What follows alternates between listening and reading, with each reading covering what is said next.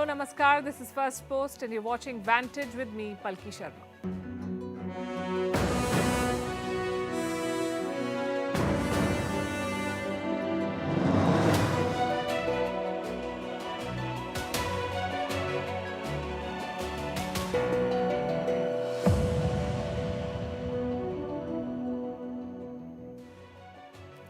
The week begins with another player entering the Ukraine story, Saudi Arabia. Their foreign minister visited Kiev. We'll tell you why.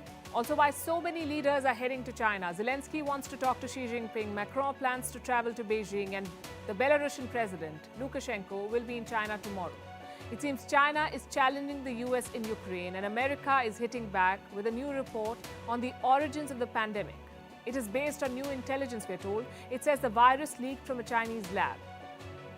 Tonight we ask, even if the obvious Chinese role is conclusively proven with hard evidence, does the world really have a plan to punish China?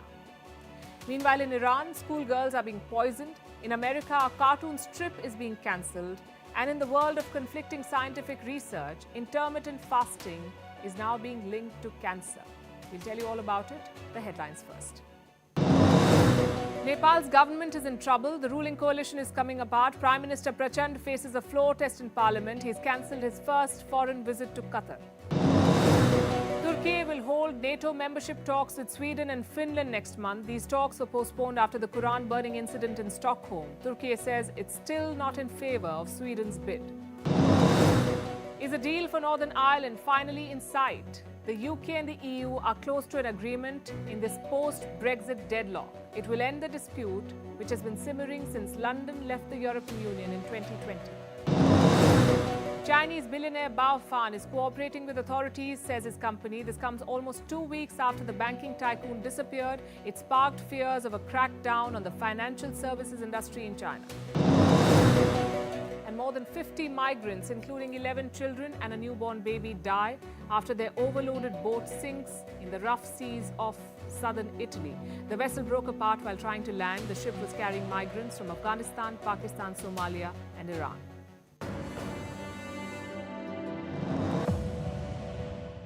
We start tonight with another twist in the Ukraine story, the entry of Saudi Arabia. You heard it right. Saudi Arabia wants to play mediator, and they sent their foreign minister to Kiev. Now, on first impressions, it doesn't add up. Why is Saudi Arabia interested in Ukraine? What is their minister doing in Kiev? His name is Prince Faisal bin Farhan. He made a surprise visit to Ukraine, and he came bearing gifts. Gifts worth $410 million. So it's clear that Saudi Arabia is making an outreach to Ukraine. The question is why? Tonight on Vantage, we'll connect the dots to find the answer. You see, Saudi Arabia has a unique position in this conflict. It has cooperated with Russia, and it has shown support for Ukraine too. Now it wants a bigger role. But can Riyadh deliver where others failed? Every leader worth their salt has tried mediation in this battle. Major powers remain at odds on how to end the war. Ukraine and Russia refuse to come to the negotiating table. So what role can Riyadh play? Let's break this down and start with the visit. It was a surprise visit, just like Joe Biden's. It came out of the blue. This was the first time in 30 years that a senior Saudi leader has visited Ukraine. The foreign minister held a series of meetings. He met with President Volodymyr Zelensky. He also met Zelensky's chief of staff and Ukraine's foreign minister Dmytro Kuleba. They signed a range of agreements. Riyadh is giving aid worth $410 million to Ukraine. And the agreements dictate how this money will be spent, $410 million. A big chunk of this money will go towards oil grants. Basically, Saudi Arabia is financing oil products for Ukraine. Some $300 million will be spent towards this, to give oil products to Ukraine. Ukraine will be able to get oil from Saudi Arabia for free, up to $300 million. The Saudi foreign minister also had a message. He called for a peaceful end to the war. The kingdom is also really eager to support everything that reduces tension and escalation in order to get to a peaceful solution to this war. And we in Saudi Arabia are convinced that any end to the war should be through discussions on a negotiation table in a framework of international law and through Charter of the United Nations to respect the sovereignty of the countries. This is why we will keep working with different parties to search for a chance of getting to such a settlement. A negotiated truce and respect for the UN Charter, he says. Riyadh wants this war to end. Last week, the United Nations General Assembly voted on a resolution. It called on Russia to withdraw from Ukraine. Do you know which way Saudi Arabia voted? Riyadh backed the resolution. In other words, Saudi Arabia supported the call for Russia to leave Ukraine. And it explained its position in a press statement. I have it with me. Listen to what it says. Listen to what the last line says. The kingdom will continue to strive to mediate between the two parties in an effort to find a peaceful resolution to the conflict that will put an end to the ongoing bloodshed and suffering. So Saudi Arabia wants to mediate, but will others play ball? Also, why does Riyadh think it can succeed where others have failed? Because Riyadh has done it in the past and they were successful. This was in the month of September. Saudi Arabia was involved in a negotiation. It was a prisoner swap between Russia and Ukraine. And Saudi Arabia was the mediator. And it succeeded. Almost 300 prisoners of war were released. This included 10 foreign nationals, the citizens of Morocco, the United States, the United Kingdom, Sweden, and Croatia, among others. Yesterday, Ukrainian officials underlined the role of Saudi Arabia. I would also like to emphasize the active role of the Kingdom of Saudi Arabia in the mediation and negotiations on the humanitarian and social track. We are very grateful to Saudi Arabia for its assistance in the release of 10 foreign prisoners of war on September 21 last year. This mission of Saudi Arabia is an extremely important factor in our cooperation, and we agreed that we will continue to work in this direction. Saudi Arabia is important. That is the takeaway from Kiev. What about Moscow? Where does Russia stand on potential Saudi mediation? Saudi Arabia and Russia have a strong relationship. The Saudis have helped Moscow. They haven't joined the Western sanctions against Russia. They've also refused to ban Russian oil supplies. Remember, Russia is a part of the oil cartel called OPEC+, OPEC, OPEC. It's the Organization of Petroleum Exporting Countries. OPEC+ is a group of 23 countries. They are the world's leading oil producers. They hold regular meetings. They decide how much oil they should sell, and hence they also dictate global oil prices. Last year, the West put a lot of pressure on Saudi Arabia. It wanted Russia to be removed from this group, OPEC+. But Saudi Arabia refused. In fact, Biden traveled all the way to Riyadh for this and returned empty-handed. So the Saudis have stood by Russia. And this relationship with both Russia and Ukraine makes the Saudis potential mediators. Saudi Arabia has influence and leverage, and it has a successful track record of mediation. So Riyadh's efforts must be taken seriously. It's another matter that Riyadh itself remains bogged in a war, the one in Yemen. The United Nations has appealed for $4.3 billion for the people of Yemen. It's often called the forgotten war. But for now, the Saudis want to put all their energies on ending the war in Ukraine. But what's in it for them? Why should Riyadh bother itself with this?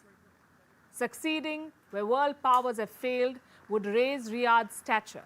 From being declared a pariah a few years ago to making headlines as a potential peace broker is a lot of progress for Riyadh. And it doesn't hurt that the Americans have praised the visit. Saudi Arabia has a lot to gain in this game, and it's playing its cards well so far.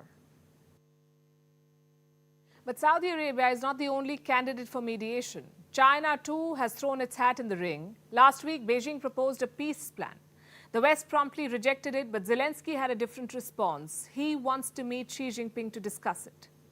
And even India could have a say. New Delhi has been engaging in quiet diplomacy. India has nudged Russia to not use nukes, and the Americans have now put it on record.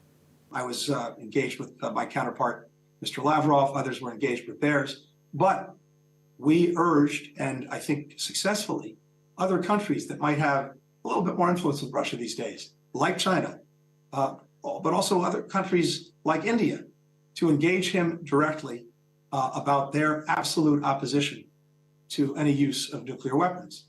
That was America's top diplomat describing how the mighty U.S. needs help to tackle Russia. It's a pretty complex mess right now. No side wants to concede an inch. America's grandstanding has not achieved much, and Europe is still debating on how to proceed. So they've left it to Zelensky to decide when Ukraine will stop fighting and when it will start negotiating with Russia. Until then, the West will keep throwing money at the problem. They'll keep pumping more weapons into Ukraine. But can they trust Kiev beyond a point? Last month, Zelensky carried out a purge, and now he has fired Ukraine's top commander, no reason given. His name is Edward Moskalyov. He was the commander of Ukraine's joint forces. His men were fighting in the Donbass, and Moskalyov was in charge since March 2022, right after the war began. Now, suddenly, he's been fired. What happened? No one knows for sure. Zelensky spoke to him on Friday, and on Sunday, he issued a decree, one-line statement that announced the dismissal. Remember, Ukrainian forces are already on the back foot in the Donbass. Russia has been focusing on the east, specifically in Bakhmut. The Russians say they've made gains, the Ukrainians say they've pushed back, and now suddenly their top commander is gone. This comes days after Zelensky fired at least 15 top officials. This included members of his inner circle. And these firings were on charges of corruption. The messaging and the timing could not have been worse. But the West is too invested in the war to pull out now. So they're sending more lethal arms. The much-awaited delivery of tanks began last week. Poland made the first deliveries. Long story short, instead of asking questions to Zelensky, the West is sending him arms and aid. And now he says he wants to talk to China. Zelensky wants to meet Xi Jinping to discuss his peace plan, the same plan that his Western partners dismissed.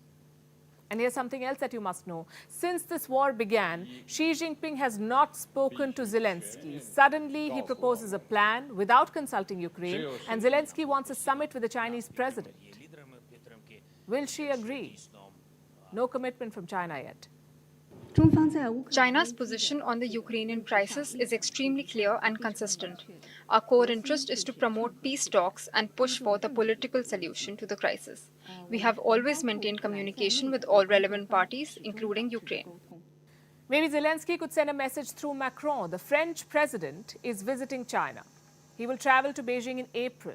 Macron wants China to put pressure on Russia. He's looking for support on two fronts. Number one, stop Russia from deploying nukes. And number two, end the fighting as a precondition for talks. So expect Beijing to become central to the Ukraine story in the days and weeks ahead. In fact, tomorrow, China is hosting Alexander Lukashenko, the president of Belarus. Belarus shares a border with Russia and Ukraine, and Lukashenko is an important ally of Putin. He has allowed Russian forces to operate in Belarus, in his country, and launch attacks into Ukraine from his territory. Lukashenko is an important player in this game, so China wants to hear him out. Xi Jinping also has plans to visit Russia. So here's where things stand. Zelensky wants to talk to China. Macron wants to talk to China. Lukashenko is set to talk to China. Russia is already talking to China and seeking arms. And China is ready to play a big role, even propose peace. America doesn't like any of it. Their National Security Advisor, Jake Sullivan, has issued fresh warnings. We have, at this point, not seen them take the step of providing weapons to Russia for purposes of the war in Ukraine. We are watching closely. We know they haven't taken it off the table. And we are sending a clear message, as are our European allies, that this would be a real mistake because those weapons would be used to bombard cities and kill civilians, and China should want no part of that. In that interview, Sullivan referred to the reports from last week. China apparently wants to supply 100 drones to Russia. We told you about this last week. Beijing has rejected these claims that it will supply these drones, but the US says the claims have merit. In fact, Washington has sanctioned some Chinese firms. On what grounds? The US claims they're helping Russia. They're helping Russia fuel this conflict. And that if China goes ahead and gives more weapons, the West will impose more sanctions. Honestly, it's a bit rich coming from the US. America, of all countries, cannot accuse others of fueling the conflict by giving weapons. And frankly, their threats don't really work. Just look at Russia. Since last year, over 10,000 individuals, more than 3,000 companies, and almost 500 institutions have been sanctioned. What is the result? The war hasn't stopped. The Russian president says the West is trying to break up his country. In today's circumstances, when all the leading NATO countries have declared their main aim is to inflict a strategic defeat on us so that our people will suffer, as they say. They have a single aim, to break up the former Soviet Union and its main part, the Russian Federation. Then, maybe they will accept it into the so-called family of civilized nations, but only separately, you see, each part separately. For what purpose? To coddle those parts and put them under their control. So how will the West respond to this? Russia is unrelenting in its offensive. China is challenging America and Ukraine, and Zelensky is keen to meet the Chinese president. 1 year into the war, the West is not winning on any front. And if today China were to attack Taiwan, the US wouldn't be able to defend it. This is not my assessment. This comes from the US military. America's top generals are worried. They say they are in no position to defend Taiwan. This is the finding of their study called The World After Taiwan's Fall.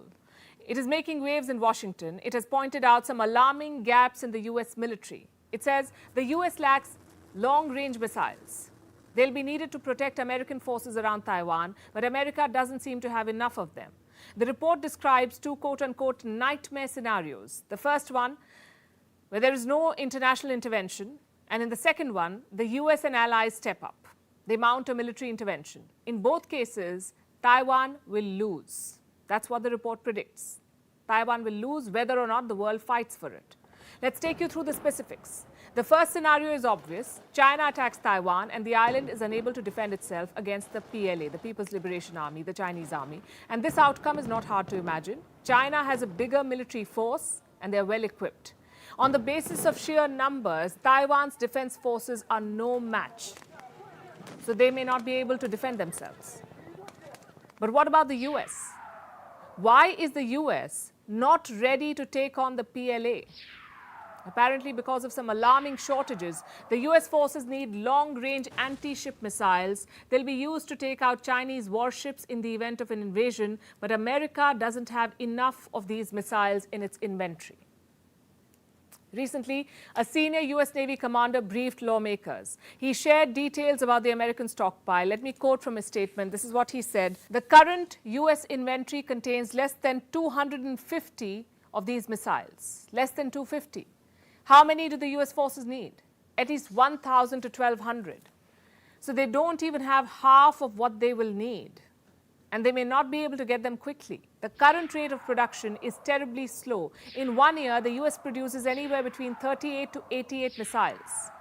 Again, these are long-range anti-ship missiles. At this rate, 38 to 88 in 1 year, it could take more than a decade for the stockpile to reach the optimum level. That is, if the US does not fight another war or use another missile to take out a spy balloon. Jokes aside, America will need much more than missiles. It will need bombers and fighter jets. And on both fronts, the US is falling behind. Again, their own assessment. To launch the anti-ship missiles, they will need B-1 bombers. Does the US Air Force have them? Again, they don't. Reports say they have quote-unquote poor readiness. They'll also need more aircraft carriers in the region. The US naval forces, with all of their resources, are still falling behind. What about the other side? What about the Chinese? Is China ready to invade Taiwan? Xi Jinping has his doubts. That's what the CIA chief William Burns believes. He has given an interview, and this is what he said, I'm quoting, "I think our judgment at least is that President Xi and his military leadership have doubts today about whether they could accomplish that invasion. I think, as they've looked at Putin's experience in Ukraine, that's probably reinforced some of those doubts." That's what the CIA chief says. What is the basis of these claims?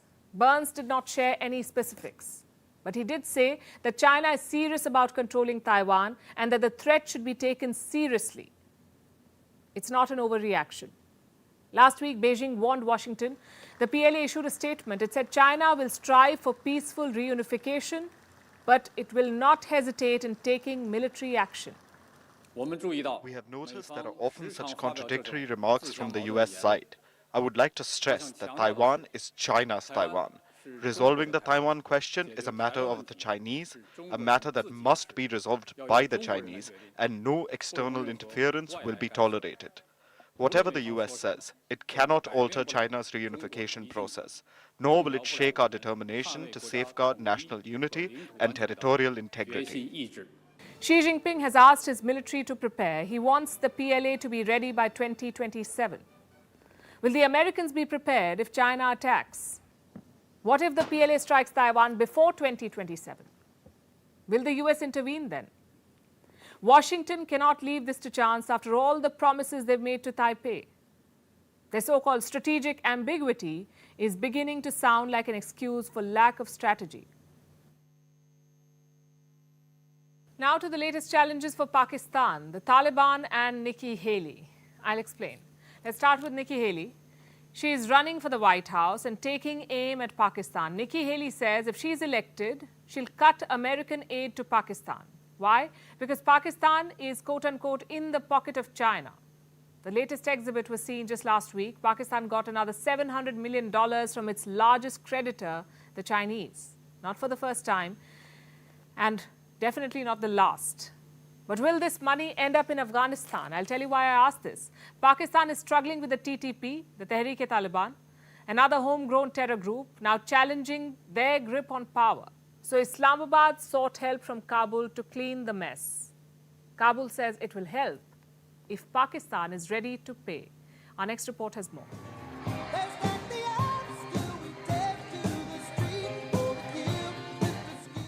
Nikki Haley is running for president.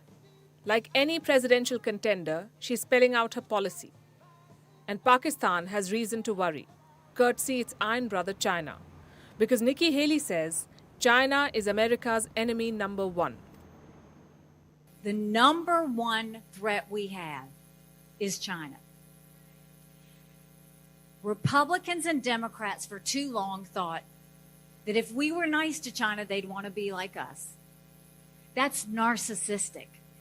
They don't want to be like us. They want to be communists. Haley wants to up the ante.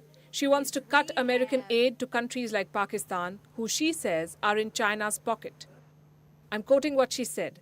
Belarus is in the pocket of Russia, Zimbabwe in the pocket of China, Pakistan in the pocket of China. I will cut every cent in foreign aid to countries that hate us. A strong America doesn't pay off the bad guys. The pitch to cut American aid to Islamabad is not new. Haley's competitor and former President Donald Trump had suspended $1.3 billion in aid for Pakistan in 2018. The reason? Pakistan's track record of harboring terrorists on its soil. Republicans defended the decision, saying Pakistan killed American soldiers.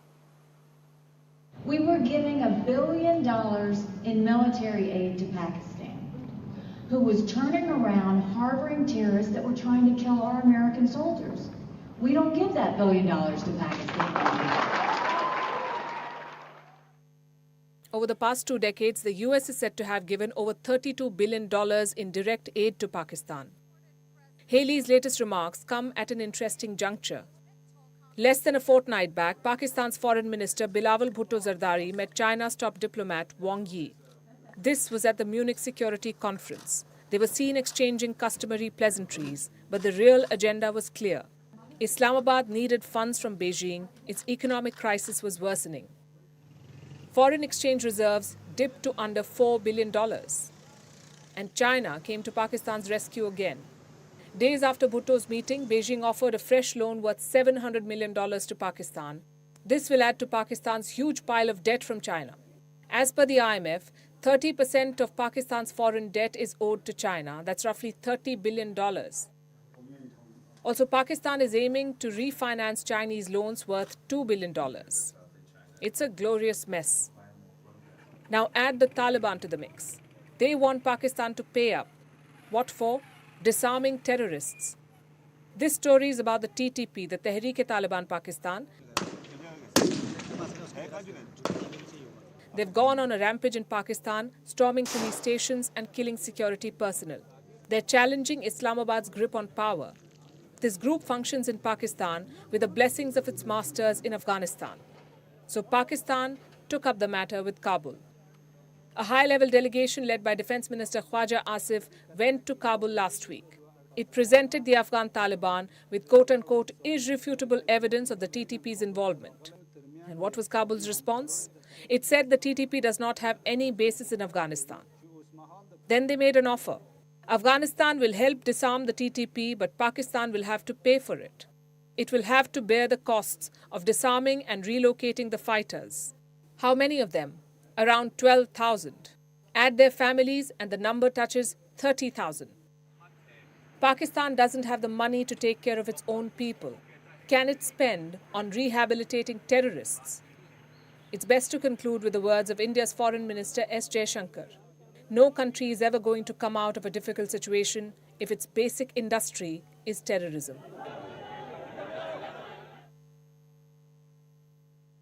Now let's talk about the pandemic. It killed 6.8 million people the world over. But is it over yet? That question is still being debated. But if there were any doubts, still any doubts about how it began, they're clearing up one report at a time. Here's the latest one. It says the Wuhan virus came from a lab leak in China. This is the finding of the US Energy Department. It has been shared with the White House. And this conclusion, we are told, is based on new intelligence. And let me tell you this, why this is extremely important. Because the US Energy Department is part of the US intelligence community. This is a community of 18 agencies. And they have strict instructions from President Joe Biden. Their task is to find out where COVID-19 came from. The Energy Department has submitted its report. It's also significant because it has considerable scientific expertise. This department operates laboratories across the United States. Some of them even conduct advanced biological research. And this is not the first American agency to say that it was a lab leak. Do you know which other agency had the same conclusion? The Federal Bureau of Investigation, or the FBI. The FBI has been talking about a lab leak since 2021, and now the Energy Department has said the same. Here's how U.S. National Security Advisor Jake Sullivan reacted to the news. The reference to the Department of Energy, President Biden specifically requested that the national labs, which are part of the Department of Energy, be brought into this assessment because he wants to put every tool at use to be able to figure out what happened here. And if we gain any further insider information, we will share it with Congress and we will share it with the American people. But right now, there is not a definitive answer that has emerged from the intelligence community on this question. That makes one thing pretty clear. The US government has given clear instructions to the intelligence community to find the origins of the pandemic. And one more report pointing at China makes for good optics. It gives weight to the lab leak theory. It puts China in a spot. But then again, China has been in a spot for a long time. Just like the world has learned to live with the virus, China has learned to live with the fact that many around the world blame it for the pandemic. 6.8 million people are dead. I'll keep repeating this number, 6.8 million, because someone needs to take responsibility for all these deaths. 2 American agencies say the virus came from a Chinese lab. What will the US do about it? Let's say more agencies conclude the same. Let's say we have conclusive proof that China was behind this. What will the world do about it? Does the world have a plan to make China pay? Because last we checked, the French president wanted to visit Xi Jinping to discuss his peace plan. It seems in the shifting priorities of geopolitics, the victims of this pandemic have already been forgotten. Also because punishing China would be a costly proposition, as costly as suffering at the hands of China. Beijing is not mincing words on how it will retaliate. Listen to this now. We once again urge the United States not to politicize the whole issue. I would say scapegoating China cannot whitewash the US. If the United States persists in hyping up the lab leak theory, then they should set an example and invite the WHO to investigate the Fort Detrick and the University of North Carolina. This statement is from 2021. The speaker was Fu Kong. He was the head of the Chinese Foreign Ministry's Arms Control Department then. Now he's China's ambassador to the European Union. China has scotched investigations into the origins of the virus. It has stonewalled all efforts of the World Health Organization, and so far the world has offered little beyond rhetoric. In the weeks and months ahead, we'll see more of it from America. They're gearing up for presidential elections next year, and China will feel the heat because no American leader today can afford to appear soft on China. Vivek Ramaswamy is in the race for the White House. He's the second Indian American to join the fray. It's a very long shot, but he too is promising to punish China. I'm committing to deliver accountability for the origin of the COVID-19 pandemic. Anything else is not an option, or we can expect even worse from the CCP in the future. And you mark my words, I think we need to use every financial lever in our arsenal to do it. As your president, I commit to doing that, including, but not limited to, even looking at the national debt of the U.S. that they hold as an option. Then we have Nikki Haley, the other Indian American in the race. She says she will ensure that not even a cent is paid to the enemies of the United States in aid, enemies like China and Pakistan. So grand promises and hard-hitting reports on the lab leak. But don't expect any action against China just yet. Now to Iran. A new enemy has been identified in Iran. Girls going to school. Girls receiving an education. Schoolgirls are being seen as a threat. And do you know what's being done to neutralize this threat? The girls are being poisoned.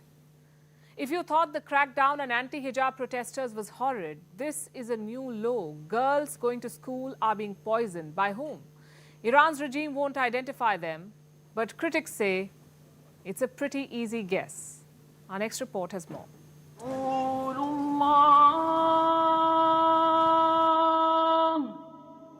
Qom is considered a holy city in Iran. Now, it's also known as a city where schoolgirls are being poisoned. Their crime, they go to school. Schoolgirls are being poisoned since November last year. Now the news is spreading. On February 14th, several parents whose children had been poisoned gathered outside the Qom city governorate. They wanted an explanation from authorities about why their daughters were repeatedly falling ill. On Sunday, Iran's regime finally decided to speak. Iran's deputy health minister said this: after the poisoning of several students in Qom schools, it was found that some people wanted all schools, especially girls' schools, to be closed. So some people, whom Iran's government won't name, are poisoning schoolgirls. And they're doing this to scare girls away from school, to make sure that schools for girls are closed down. And what is Iran's regime doing about it? Let alone punishing the culprits, it isn't even willing to name them. Since November last year, hundreds of girls have fallen ill. Some struggled to breathe, others required medical intervention. The students reported a strange smell before they fell ill. The events have alarmed parents. They are now too afraid to send their kids to school. Schools in Qom have reported a drop in the number of students coming for classes. Reports say some schools have been unofficially closed. One teacher said, of the 250 students in our school, only 50 attended classes. Schools are supposed to be safe spaces for children, not in Iran. Especially not if you're a girl. Iran's regime isn't willing to name those behind the poisoning of girls, but Iranian journalists and activists believe extremist groups who are fundamentally opposed to women being educated are responsible. Iran was one of the first countries in West Asia to allow women to obtain university-level education, but a lot has changed since. Today, women's education is seen as a threat to political power. 2005 was the year when young girls really started seeing the tide turn against them. This was when Mahmoud Ahmadinejad became president. Before he became president, women accounted for more applications to universities than men in Iran. But by the end of his tenure in 2013, gender segregation in schools became common practice.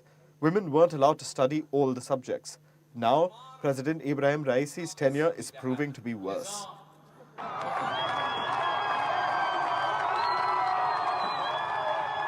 Since September last year, there have been widespread protests in Iran. What's remarkable is that they've been led by women. Iranian law mandates that women cover their heads with a headscarf or a hijab in public places. Those who don't fall prey to the country's morality police. Women are challenging this. The Islamic regime is cracking down hard. More than 500 people have been killed. The anti-hijab movement is Iran's longest-running protest after the Islamic Revolution of 1979. And going by how women continue to be treated in Iran, these protests won't die down anytime soon.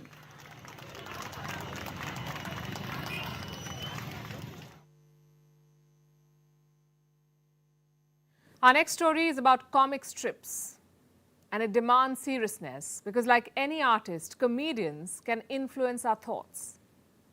But what happens when their humor stops being funny or takes a dangerous turn?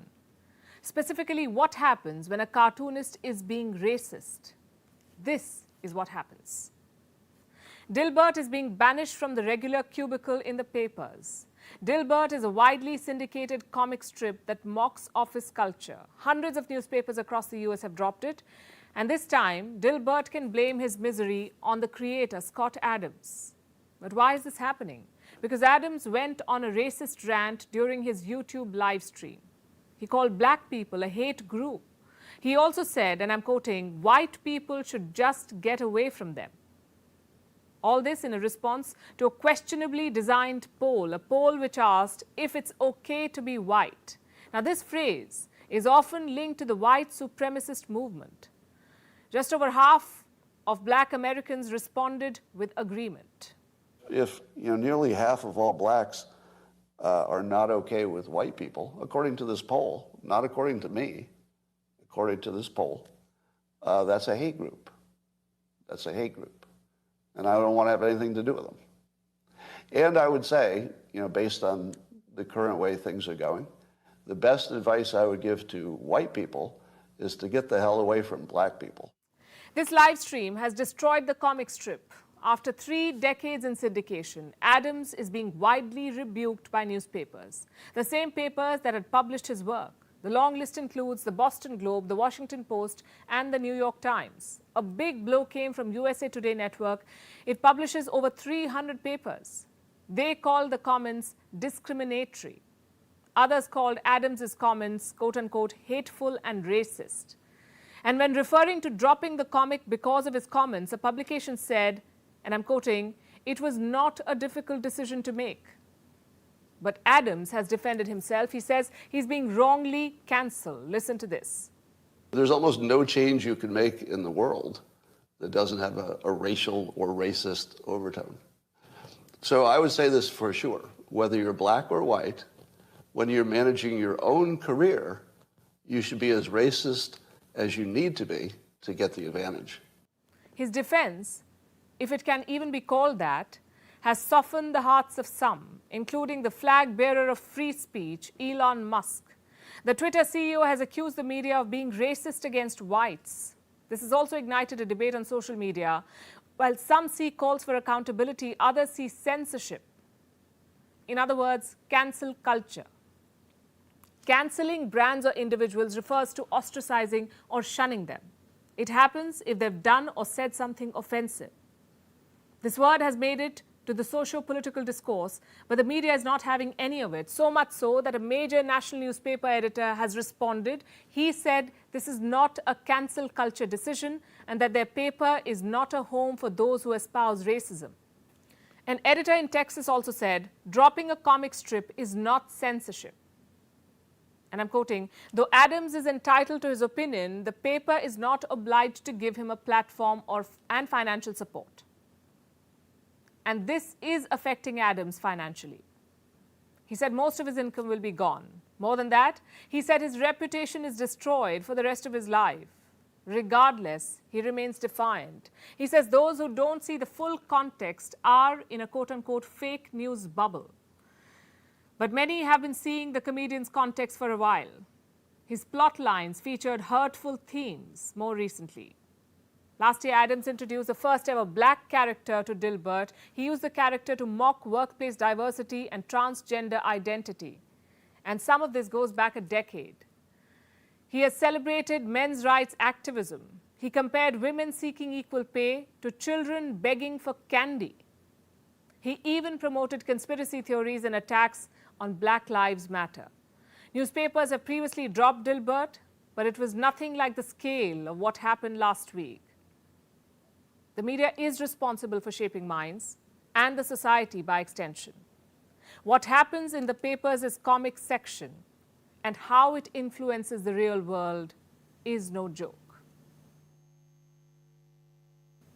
What do you do when your country is on the verge of collapse, when you have no hope left for your motherland? Many leave in search of a better life for themselves and their children.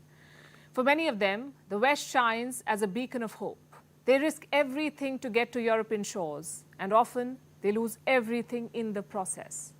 A boat carrying migrants has capsized off the coast of southern Italy. Dozens died as the rough seas tore their ramshackle boat apart. The migrants were from Afghanistan, Pakistan, Iran, and Somalia. So desperate were they to leave their crumbling nations that they decided to brave one of the world's most dangerous migration routes. Our next report brings you the details. Before the break of dawn on Sunday, the southern Italian town of Crotone awoke to a tragedy. Dead bodies had started washing ashore. A ship had capsized off the Italian coast. The ship may be too generous a way to describe the dinghy. It was a wooden boat, too small and fragile to survive the rocks near Crotone. The boat was ferrying about 170 migrants. It carried families, including young children. The migrants were from countries like Afghanistan, Pakistan, Iran, and Somalia. Countries ravaged by war, plagued by economic crises, bereft of opportunities. These people left their homes looking for a better life. They boarded the questionable boat in Turkey. They were promised a better life if they set sail for Europe. Instead, for many, the boat brought death. After the boat capsized, Italian rescue workers were at the beach for hours. They worked frantically to try and rescue any migrants that washed ashore. The rough seas and crashing waves hampered rescue efforts. By the time the sun set, almost 60 people were confirmed dead. None of the children who had undertaken the journey survived. A 1-year-old was among the dead. Around 30 people were still missing. The death toll is likely to rise. È una giornata di lutto per la Calabria. It is a day of grief for Calabria. This is a struggle that falls into a general indifference. Calabria is a region that welcomes people. Last year, we welcomed 18,000 migrants, but we can't be abandoned by Europe. This type of tragedy should have been avoided the day before and not lived how we are living it today and how we will live it tomorrow. Italy's Prime Minister Giorgia Meloni expressed sorrow at the deaths. She blamed human traffickers for the disaster, people who charge a fee to smuggle the desperate migrants into Europe. They were involved in this accident as well. During the operations, an alleged smuggler was also identified, together with the Carabinieri patrol, and investigations are currently underway to ascertain responsibility for 3 other alleged smugglers, also of Turkish nationality, who are currently on the run, and the search is ongoing. Every year, thousands cross the torrid Mediterranean Sea to seek greener pastures in Europe, and every year, hundreds die. It's considered one of the world's most dangerous migration routes. 20,000 people have died or gone missing at sea in the central Mediterranean since 2014. UN estimates say the Mediterranean has claimed more than 220 this year alone. Yet despite the obvious dangers, people continue to try and cross into Europe. Even though Europe is reeling from the war in Ukraine, it's still preferable for the migrants compared to their battered home nations. Migrants try and land in southern Europe and then make their way up. Northern Europe offers them refuge and a chance at a better life. And can you blame them? Their choice is often between dying at sea or dying at the hands of their brutal, ineffectual government. At least with migration, they're given a small glimmer of hope. And finally, Monday blues and hangry moods are best friends. Hangry refers to a potent combination of being hungry and angry. If you missed breakfast today in a rush to reach work, you probably know what I'm talking about. Our last story tonight is about skipping meals. And this one may simply make you angry. Skipping meals or intermittent fasting is all the rage these days. A lot of people swear by the concept. I'm sure intermittent fasting has its benefits. But according to a new study, it may also be linked to cancer. This is a recent study by a school of medicine in New York. It says intermittent fasting could increase the risk of cancer. It may also result in higher chances of cardiovascular diseases. Now, first things first, what is intermittent fasting? It involves switching between days of fasting and days of eating normally. It can be done in several ways. One such type of fasting is time restricted. It's fairly common among those who are trying to manage their weight. It narrows the eating time to 6 to 8 hours. When someone does eat, They opt for healthy options like fruits, vegetables, and whole grains. Also drink water and unsweetened beverages. It sounds like something that will help in bodily function, but researchers say otherwise. They carried out a study on mice. They fed these mice at different intervals, sometimes restricted their intake of food, and then drew their blood at different time periods for analysis. Their white blood cell count fell by up to 90%. And white blood cells are the cells that help fight diseases. They control inflammation, they eliminate damaged cells from the body. So what does the study show? That skipping meals can trigger a response in the brain, and this negatively affects immune cells. In other words, fasting, according to this study, is bad for your immune system. It doesn't matter if fasting is for a few hours or for 24 hours, it can make it difficult for the body to fight off infection. This has led to a better understanding of how chronic fasting may affect the body. Now, we understand this may come as a shock. For as long as we can remember, people have had fasts for religious reasons, across cultures, across religious philosophies, including Buddhism, Christianity, Islam, Taoism, Hinduism. Various religions believe in fasting, in the concept of fasting. Others have done it for specific health benefits. Intermittent fasting has been one of the hottest diet trends for more than a decade. There are millions of social media posts about it. Study after study has hailed the benefits of dieting and fasting. In the past, they've said that fasting promotes blood sugar control. It improves blood pressure and helps with weight loss. How does that happen? Fasting makes our bodies go through several changes. It adjusts to the lack of food. There are decreased insulin levels, increased fat burning, decreased inflammation, and changes in hormone levels. From our grandmothers to the Kardashians, a wide range of people have promoted fasting. But this new study says otherwise.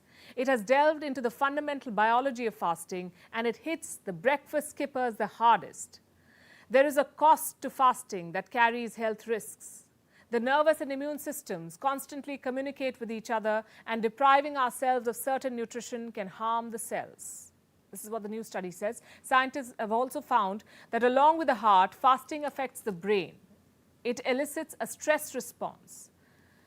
So feeling hangry is not a pop culture phenomenon. Skipping meals actually makes you angrier. But it's one study against the other. And we must underline the fact that this latest study is still at a theoretical stage. So further research is necessary to expand the findings. But for now, we leave you with a quote. To eat is a necessity, they say, but to eat intelligently is an art. And finally, it's time for Vantage Shots, images that tell the story. In Israel, tens of thousands of people protested in Tel Aviv and Jerusalem against Prime Minister Benjamin Netanyahu's judicial reforms. In Turkey, it rained stuffed toys during a match in Istanbul. These toys will be donated to earthquake survivors.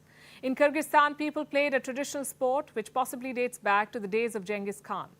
In Russia, a giant bonfire was lit to mark the end of winter season, and in Sydney, Anthony Albanese participated in a pride parade, becoming the first Australian Prime Minister to do so. We're leaving you with these. Thanks for watching. We'll see you tomorrow.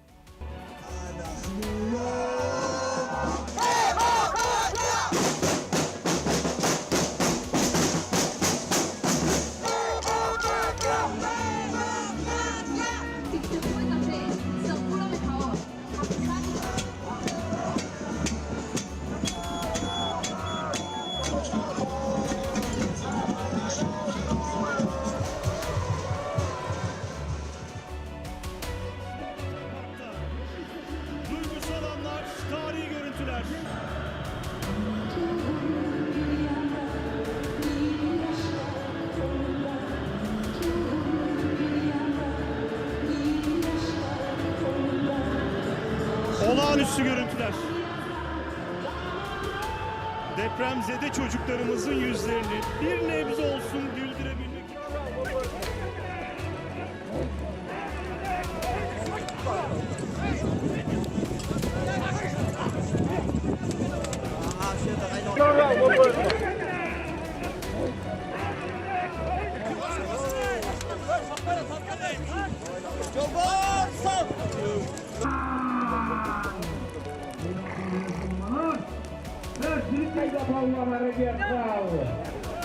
Let's